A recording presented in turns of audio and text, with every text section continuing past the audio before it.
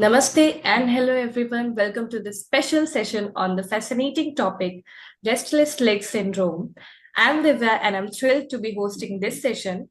So let's introduce our in-house expert, Dr. Anup Katyal. Dr. Anup Katyal is a highly experienced physician practicing in the USA since 1996. He is board certified in internal medicine, critical care, neurocritical care, and sleep medicine. So, hello, Dr. Anup Katyal. Welcome to this session. Hi, how are you? I'm good, sir. Thank you. So, let's begin our discussion. So, as today we are going to talk about the restless leg syndrome. So, for today's session, my first question is what exactly is restless leg syndrome and how can someone identify it? So, restless leg syndrome actually is sort of a misnomer. When we say restless leg syndrome, it means it involves only the legs, but actually it can involve your arms or upper extremity too. So, the appropriate term should be maybe restless limb syndrome than restless leg syndrome. But like you mentioned, it's a clinical diagnosis. So there's no specific test for it. So if someone comes in and says that they have a creepy crawling sensation in their legs or arms, so that's point one. Number two, if it happens in the evenings, that's point two. Number three, if it happens at rest, that's point three. And point number four is if you get up and walk, you feel better, then you can diagnose restless leg syndrome. We will use that term because that's what it is commonly known as. There was recently a discussion of renaming this disease as Willis-Ekbom disease, but that didn't catch too much of muster. So now we still call it RLS or restless leg syndrome or restless limb syndrome. So restless leg syndrome is a clinical diagnosis. And I think it is very important when you should consider this is when people complain of these kinds of symptoms, as I mentioned, the 4 points. And a lot of times, people, when they present and say they have trouble falling asleep, one should always look for restless leg syndrome. Is that preventing them from falling asleep? So that's how you make the diagnosis. It's a clinical diagnosis. So, thank you for clarifying that, sir. Audience, do you want to consult with top doctors and nutritionists, get expert advice and personalized treatments and diet plans from the comfort of your home with eGlobalDoctors? So, let's dive back into RLS. So, it's quite a mouthful. So, let's stick with RLS to save time and keep things moving. So, Dr. Anup, are there any specific causes or risk factors for developing RLS? So that's a very good question. So when we say RLS, we describe it as primary or secondary.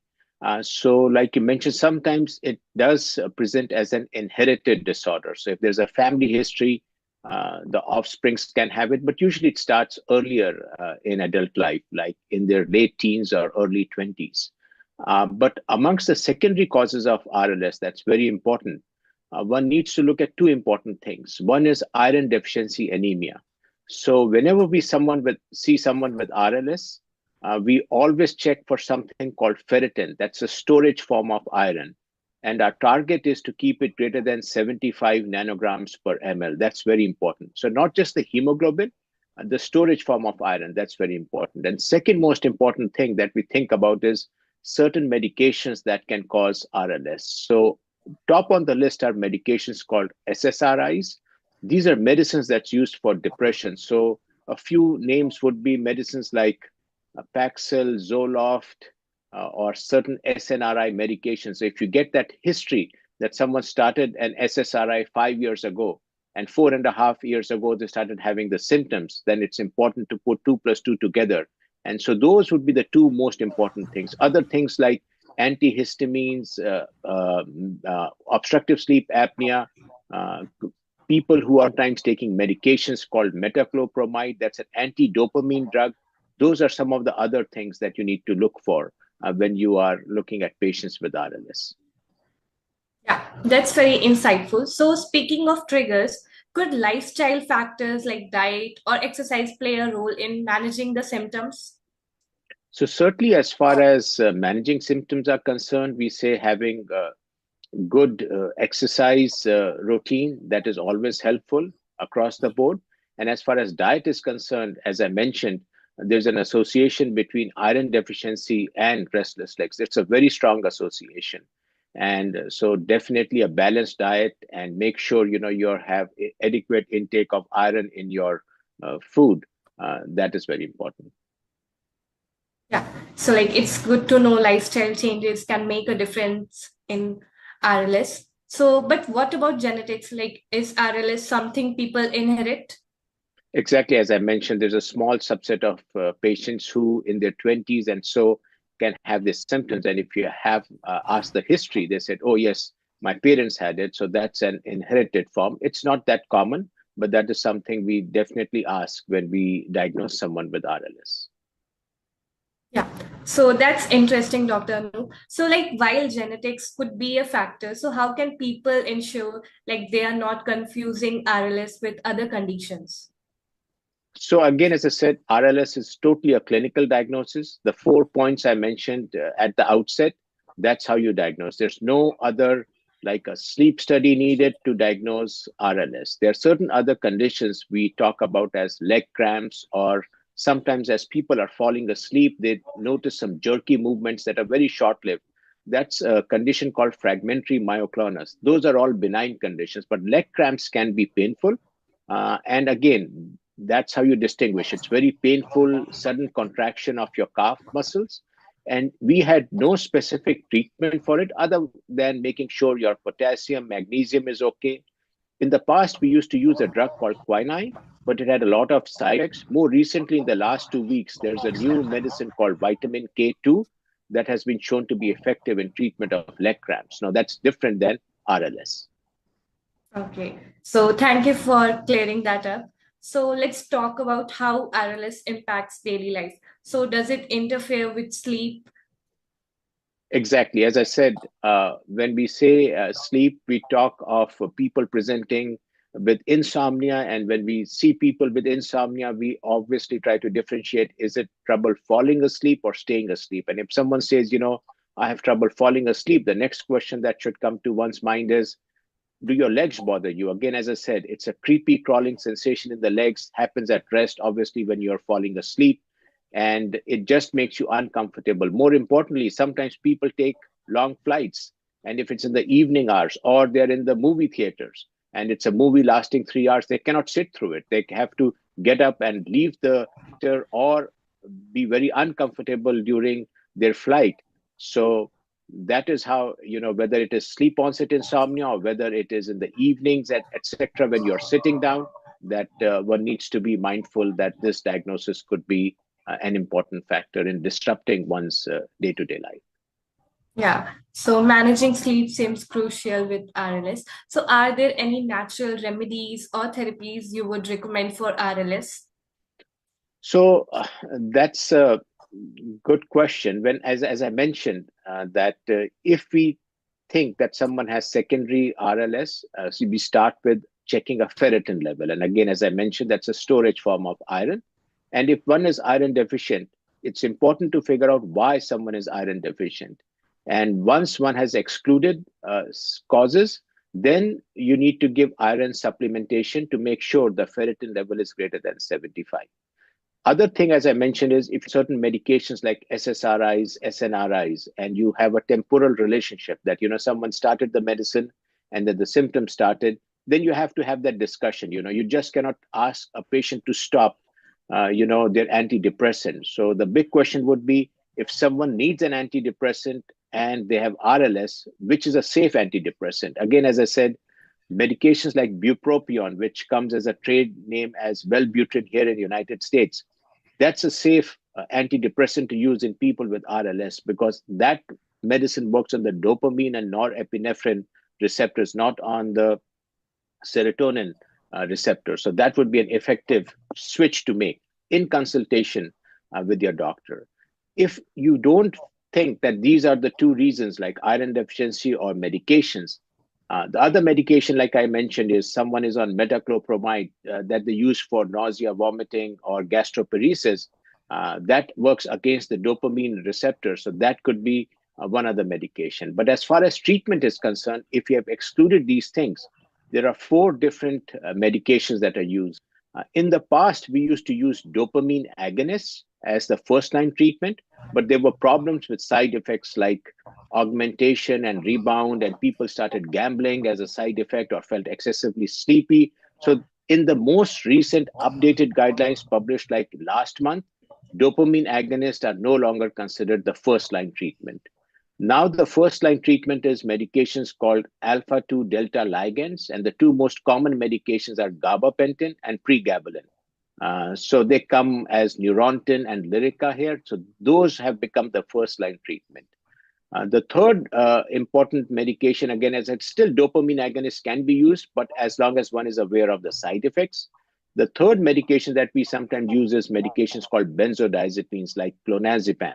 So some people argue it does nothing to the RLS, you just sleep through them. And fourth important thing is if you have resistant RLS, then there's a pain medication called methadone that can be effective. I also want to point out is that people sometimes say that when they sleep, they are restless and they have leg movements. That's a condition called periodic limb movements in sleep. That's a diagnosis made by a sleep study, polysomnography. So 80% people who have RLS have periodic limb movements in sleep, but the vice versa, the reverse is not true. So I just want people to know that there is a distinction between RLS, which is a clinical diagnosis, and periodic limb movements in sleep, which is a PSD diagnosis. That's a polysomnography. That's an overnight sleep study that makes that diagnosis. So one has to distinguish the two, but those are the treatment modalities for RLS. Yeah, so that's great advice, sir. So as we talked about the causes and therapies, but when should someone consider seeking professional medical help for their symptoms? So again, like any condition, if the symptoms of RLS occur, say, once in 2 months, then I think you can live through that. However, if it becomes more frequent, there is a scale and you can use where you can add points. And obviously, if it makes your life disruptive and prevents you from falling asleep, it is occurring several times a week, then certainly you need to seek professional help and obviously go through whether the family history, the iron deficiency, the medications, antihistamine, as I mentioned, sleep apnea, those are some of the risk factors, and go through all of those. And after a thorough workup, if you don't come up with anything, then one would have to have a shared discussion with the patients that these are the treatment options we have. And then choose again, as I said, nowadays, gabapentin and pregabalin are the drugs of choice. But before you start putting people on drugs, make sure you've excluded other things, as I mentioned. Okay, so audience getting timely help is important. So as we discussed about the medications also, so now could you shed light on the treatment options available for RLS? So the treatment options, again, as I said, the four lines that I mentioned are all medications. The pregabalin, gabapentin is now the first line, dopamine agonist, second line. A third line could be benzodiazepines, and fourth, as I mentioned, if it is pretty severe resistant RLS, then medications like methadone, which are very strong sort of narcotics, can be used. But again, in addition to it, as we mentioned early on, it always starts with simple things, diet, regular exercise, other risk factors like antihistamines, antidepressants, sleep apnea, medications that work on the dopamine receptors like metoclopramide. Those have to be looked into detail before one initiates what I would say pharmacologic interventions for RLS. So thank you, Dr. Anup Katyal, for explaining the treatments for RLS. So lastly, could RLS indicate a more serious underlying health issue? So RLS has been associated with certain other serious medical conditions like Parkinson's disease. It has been associated with multiple sclerosis. It has been also linked to people with chronic kidney disease. So those are some of the associations that occur with RLS. Yeah. So thank you for addressing all these questions so comprehensively. This information will surely help for those users who are looking for answers about RLS.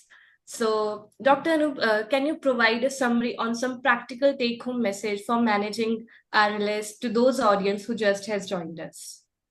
So I would say that RLS is a clinical diagnosis. You need to ask 4 questions. Do you have an uncomfortable feeling in your legs, arms? Number one, does it happen in the evenings?